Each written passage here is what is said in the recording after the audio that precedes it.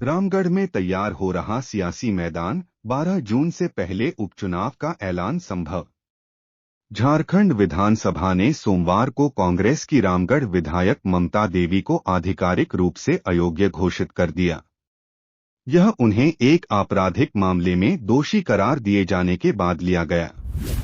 हजारीबाग जिले की एक विशेष अदालत ने इस महीने की शुरुआत में विधायक ममता देवी और 12 अन्य को 5 साल कारावास की सजा सुनाई थी। इन सभी को 2016 के दंगे और हत्या के प्रयास के एक मामले में दोषी ठहराया गया था। यह मामला रामगढ़ जिले के गोला में हिंसक विरोध प्रदर्शन से जुड़ा था। झारखंड के लोहरदगा में युवती से गैंगरेप का सनसनीखेज मामला सामने आया, जिसमें पुलिस ने 6 आरोपियों को अरेस्ट किया है। कुड़ू थाना क्षेत्र में 19 वर्षीय युवती से गैंगरेप में पुलिस ने 6 युवकों को गिरफ्तार कर लिया। मंगलवार को इन्हें अदालत में पेश किया गया, जहां से न्यायिक हिरासत में जेल भेज दिया गया है। पूरा मामला इलाके ही एक गांव का है। बताया जा रहा कि युवती बीते शनिवार को अपने मंगेतर से बात कर रही थी, तभी आधा दर्जन लोग नकाब बांधे वहां पहुंचे और वारदात को अंजाम दिया।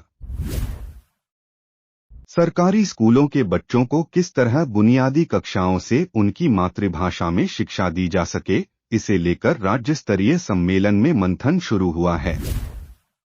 झारखंड शिक्षा परियोजना परिषद, यूनिसेफ तथा Room to Read India Trust के संयुक्त तत्वावधान में मंगलवार को बीएनआर चाणक्य में मातृभाषा आधारित बहुभाषी शिक्षा विषय पर शुरू हुए इस 3 दिवसीय सम्मेलन में इस पर व्यापक चर्चा हुई। नक्सल विरोधी अभियान में झारखंड पुलिस के लिए वर्ष 2022 बेहतर रहा।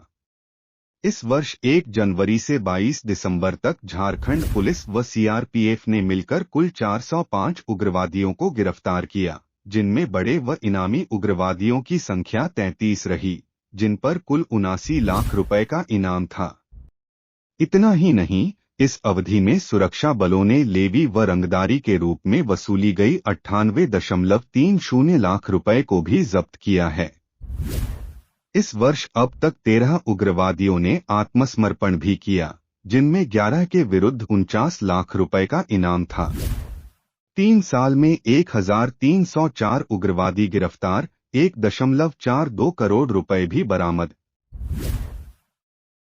झारखंड के गुमला जिले में एक अजीबोगरीब घटना सामने आई है।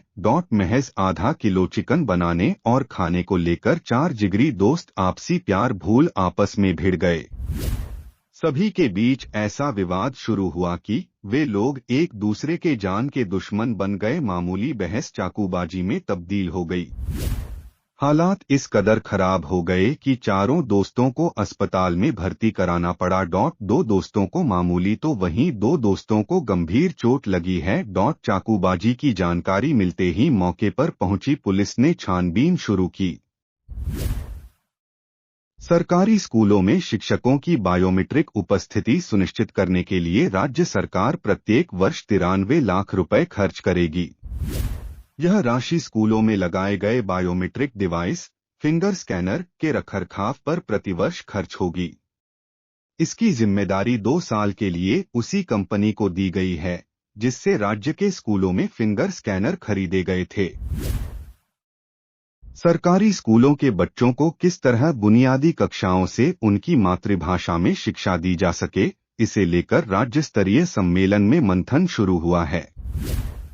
झारखंड शिक्षा परियोजना परिषद, यूनिसेफ तथा Room to Read India Trust के संयुक्त तत्वावधान में मंगलवार को बीएनआर चाणक्य में मातृभाषा आधारित बहुभाषी शिक्षा विषय पर शुरू हुए इस 3 दिवसीय सम्मेलन में इस पर व्यापक चर्चा हुई। झारखंड में बालू माफिया का दुस्साहस काफी बढ़ गया है। ताजा मामला गुमला जिले का है, जहां एसडीपीओ को कुचलने की कोशिश की गई है।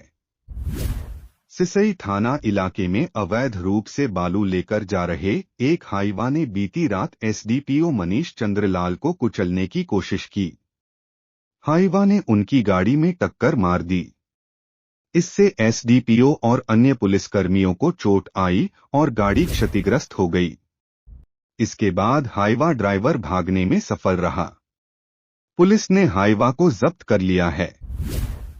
झारखंड के स्वास्थ्य मंत्री बन्ना गुप्ता ने मंगलवार को कहा कि राज्य सरकार कोविड-19 के किसी भी मामले से निपटने के लिए तैयार है। उन्होंने यह भी कहा कि घबराने की कोई जरूरत नहीं है। उन्होंने कोविड टीकों की बूस्टर खुराक लेने का आग्रह किया। रांची सदर अस्पताल में मॉक ड्रिल कार्यक्रम के दौरान कहा कि सीमित संसाधनों के साथ कोविड-19 महामारी की सभी लहरों के दौरान चुनौतियों का सामना किया था। कोरोना वायरस संकट के दौरान सरकार के प्रयासों की सराहना की गई। सरकार सभी स्वास्थ्य संकट से निपटने के लिए तैयार है। झारखंड शिक्षा परियोजना परिषद यूनिसेफ तथा Room to Read India Trust के संयुक्त तत्वावधान में मंगलवार को बीएनआर चाणक्या में मातृभाषा आधारित बहुभाषी शिक्षा विषय पर शुरू हुए इस 3 दिवसीय सम्मेलन में इस पर व्यापक चर्चा हुई। राज्य के पूर्वी और मध्य भाग में छाएगा कोहरा। मौसम केंद्र रांची के मुताबिक अगले 2 दिनों तक सुबह में धुंध और मौसम शुष्क रहेगा। वहीं राज्य के पूर्वी भाग में कहीं कहीं हल्के से मध्यम दर्जे का कोहरा छाने का पूर्वानुमान है। वहीं 29 से लेकर 31 दिसंबर तक सुबह में धुंध और बाद में आसमान मुख्यतः साफ रहेगा। मौसम केंद्र ने इन दिनों मौसम शुष्क रहने का पूर्वानुमान जताया है। पिछले कुछ समय से गौ तस्करी को लेकर झारखंड में राजनीति चरम पर है। आज यानी 28 दिसंबर को बीजेपी सांसद डॉक्टर निशिकांत दुबे ने इसे और तूल दे दिया।